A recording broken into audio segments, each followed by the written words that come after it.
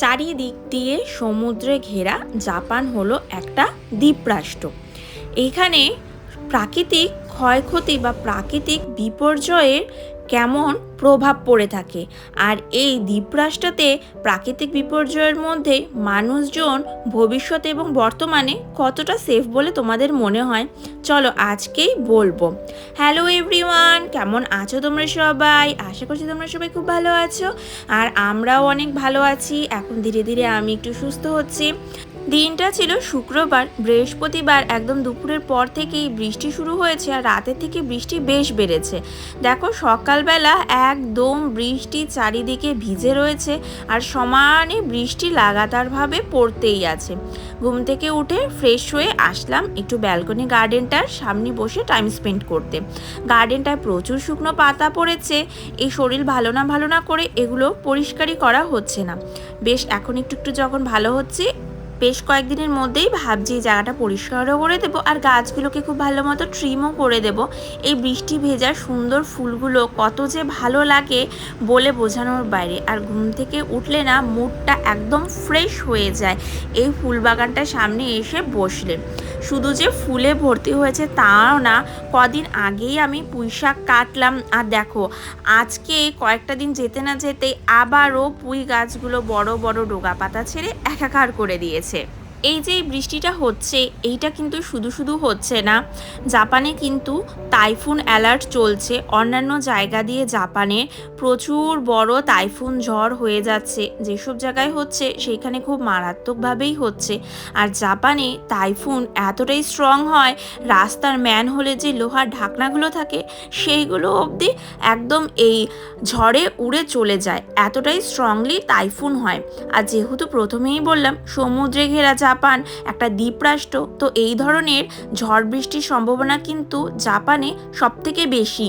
আর এই ধরনের প্রাকৃতিক বিপর্যয় জাপানে প্রতি বছরই হতেই থাকে। তাও এর মধ্যে দিয়েই কিন্তু সবাই জীবনযাপন ঠিক মানিয়ে গুছিয়ে নিচ্ছে। শুধু যে টাইফুন তা কিন্তু নয়, ভূমিকম্পও কিন্তু জাপানে ভালোই হয়, তোমরা সেটা জানো। আর এই দেখো ও কাজ থেকে এইমাত্র ফিরলো, একদম ভিজে পড়েই ফিরেছে। তা আমি এইখানে আজকে চলে এসেছি রান্না করতে।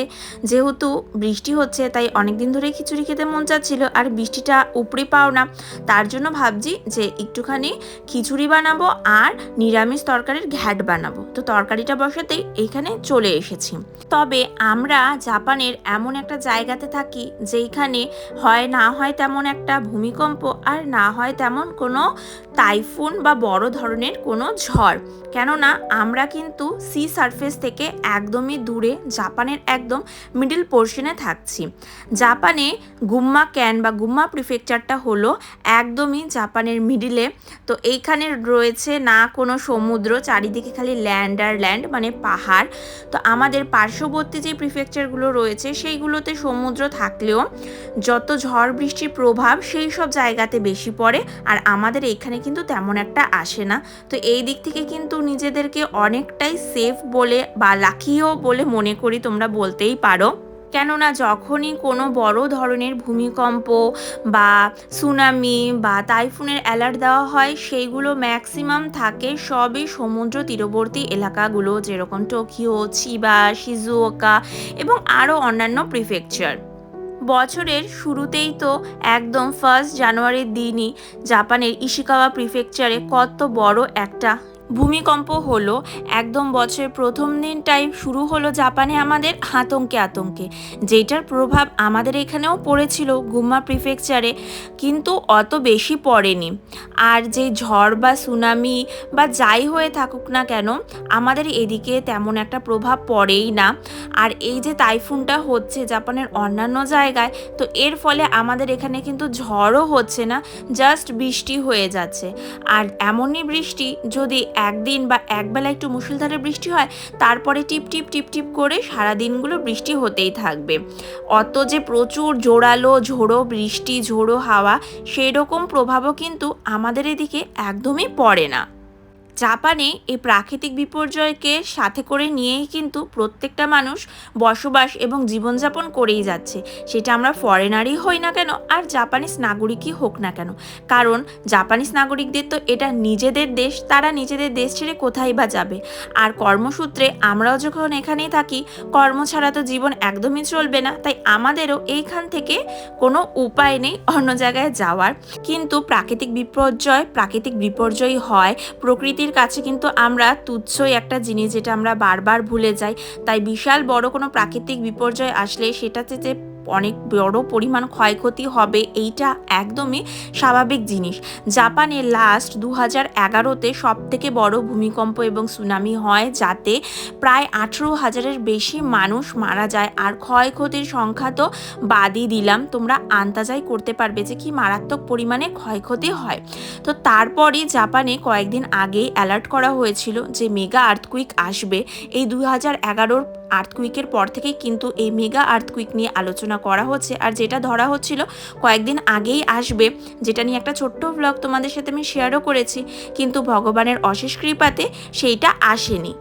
আর এই মেগা আর্থকুইকটার প্রভাব কেটে যাওয়ার পরেই কিন্তু এই টাইফুনের অ্যালার্টটা করা হয়। আর ভগবানের অশেষ কৃপায় আমাদের এই দিকে তেমন একটা টাইফুনের কোনো ক্ষয়ক্ষতি হয় না, কখনোই হয় না, তেমন একটা আমি কখনোই শুনিনি।